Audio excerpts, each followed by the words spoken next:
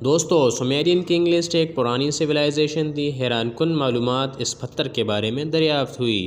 اس میں لکھا ہے کہ زمین میں 8 بادشاہوں نے 2,41,200 سال حکومت کی۔ حال ہی میں عراق میں سمیرین کنگ لسٹ کا ایک پتھر دریافت ہوا۔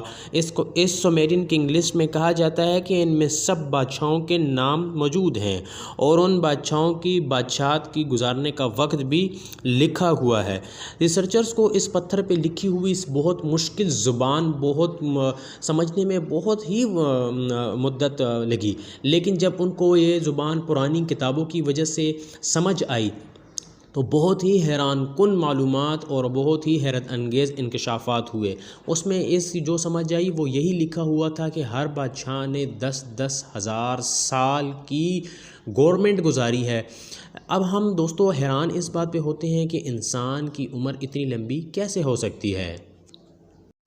دوستو پوری دنیا میں ہزاروں لاکھوں قسم کی تلواریں ہیں، پر اولف برڈ سافٹ پوری دنیا میں یہ ایک ایسی تلواریں ہیں جن کا نہ کوئی نام ہے نہ کوئی نشان ہے، لیکن ان کو ان نام سے اس لیے پہچانا جاتا ہے کہ یہ ایک بادشاہ کا نام ہے۔ پر حیران کن بات یہی ہے کہ اس بادشاہ کا پوری دنیا کی ہسٹری میں کوئی نام ہی موجود نہیں ہے۔ ریسرچرز کے مطابق ان تلواروں کو کاربن سے اور سٹیل سے بنایا گیا ہے، جو کہ عام تلواروں سے کئی زیادہ مضبوط اور بہترین کوالٹی کی ہیں۔ دوستو یہ تلواریں جو ہیں پوری دنیا میں 170 تلواریں کی تعداد میں ملی ہیں۔ آخر یہ بندہ کون تھا، یہ جنگجو اور بادشاہ کون تھا جس کا ہسٹری میں نام و نشان موجود نہیں ہے؟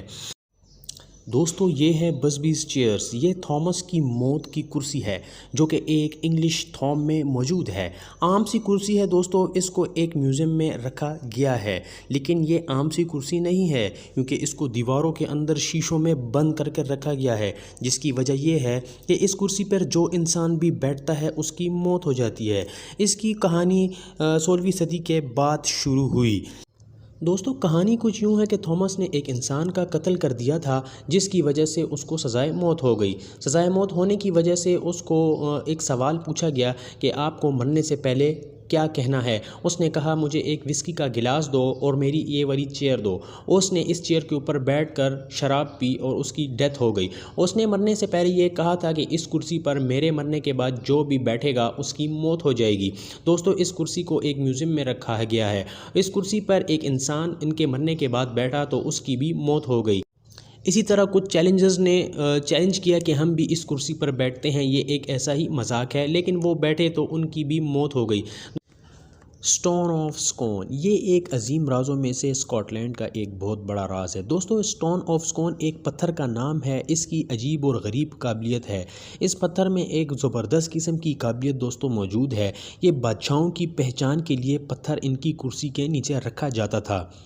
اس کی خاصیت یہ ہے کہ دوستو جب کوئی بادشاہ یا کوئی دوسرا انسان اس بادشاہ کی کرسی پر بیٹھ جاتا اور اپنا حق جتانے لگتا تو یہ پتھر بہت ہی بری طرح سے کریک ہونے کی آواز نکالتا تھا، اور جب تھوڑی دیر میں وہ آواز نکالنے کے بعد یہ پتھر کریک ہو جاتا تھا۔ دوستو اس پتھر کے بارے میں مشہور ہے کہ اس پتھر کو مصر کی ایک شہزادی یہاں لے کر آئی تھی۔ آج بھی اسکاٹ لینڈ میں یہ پتھر موجود ہے۔ اس کی خاصیت کی وجہ سے اس کو آج بھی اسی رسم سے گزارا جاتا ہے۔ دوستو آج بھی اسکاٹ لینڈ کے بادشاہ جو بھی بنتا ہے وہ اس رسم سے گزرتا ہے اور اس کرسی کے نیچے اس پتھر کو رکھا جاتا ہے۔ اس کو ایک کرسی کے بیچ میں لگایا گیا ہے۔ کوئن الزبتھ بھی اس رسم سے گزری تھی۔ کوہ نور ڈائمنڈ دوستو یہ ایک بہت ہی خوبصورت ہیرا ہے۔ آپ نے اس کا نام تو سنا ہوگا، یہ پرانا ہیرا ہے اور بہت ہی مہنگا ہیرا ہے۔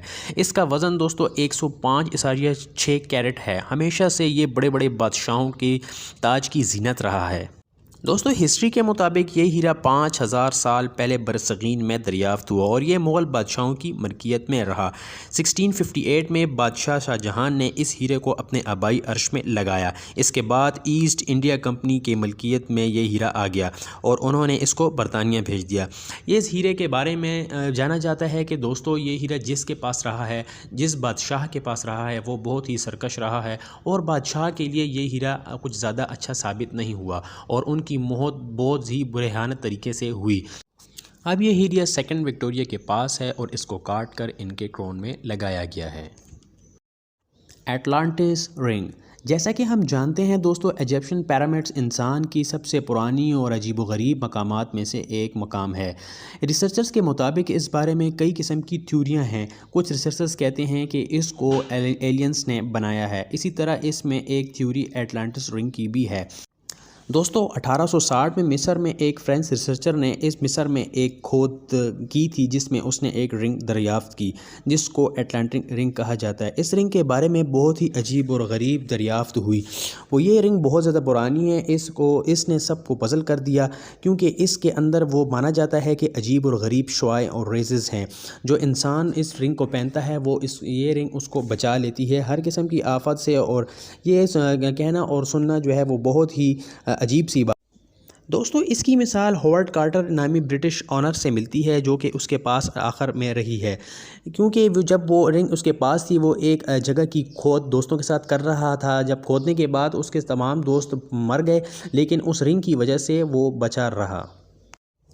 دوستوں امید ہے آپ کو ویڈیو بہت پسند آئی ہوگی۔ چینل کو سبسکرائب کرنا نہ بھولیے گا، بیل آئیکن کو خواہ پریس کریں اور لائک شیئر کریں۔ دعا میں یاد رکھیں۔ ملتے ہیں اگلی ویڈیو میں۔ السلام علیکم۔